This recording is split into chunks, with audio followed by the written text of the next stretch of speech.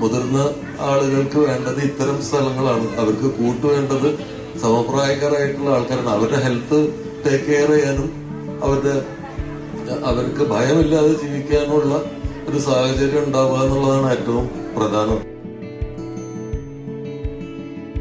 ഇപ്പൊ തണൽ പോലെയുള്ള പ്രസ്ഥാനങ്ങളുടെ പ്രസക്തി അതാണ്. അതുകൊണ്ട് തന്നെയാണ് അരുൺ വന്നിട്ട് എന്നോട് ഇതിനെക്കുറിച്ച് സംസാരിച്ചപ്പോൾ ഞാൻ കൂടെ നിൽക്കാം എന്ന് പറഞ്ഞത്.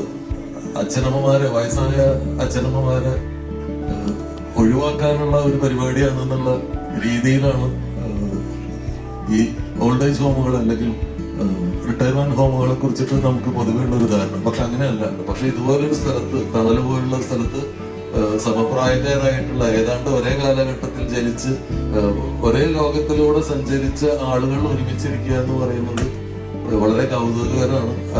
അവർ തമ്മിൽ പുതിയ സൗഹൃദങ്ങളുണ്ടാവും. അരുണിന് മുൻപരിചയമേ ഇല്ല. പക്ഷെ അരുൺ വളരെ രസകരമായി സംസാരിക്കുന്ന ഒരാളാണ്.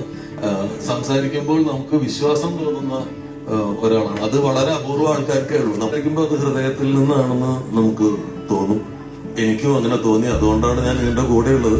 ഇന്നിങ്ങോട്ട് പോരുമ്പോ ഭാര്യ പറഞ്ഞു, ഈ തണലില് വില്ല വല്ലതും ബാക്കിയുണ്ടെങ്കിൽ എന്താണ് വില എന്ന് അന്വേഷിച്ചു വരണം, നമുക്കും ചിലപ്പോ വേണ്ടി വരും എന്ന് പറഞ്ഞ് എനിക്ക് യഥാർത്ഥത്തിൽ സീരിയസ് ആയിട്ട് ഉദ്ദേശമുണ്ട്. പക്ഷെ തണലിന് വേറെ കുറെ സ്ഥലങ്ങളിൽ പദ്ധതി ഉണ്ട് എന്ന് പറഞ്ഞു. അപ്പൊ അതിൽ ഏറ്റവും നല്ല പ്രോപ്പർട്ടി ഏതാന്ന് നോക്കിയിട്ട് ഞാനും ചിലപ്പോൾ ഒരെണ്ണം ബുക്ക് ചെയ്തിരുന്നു.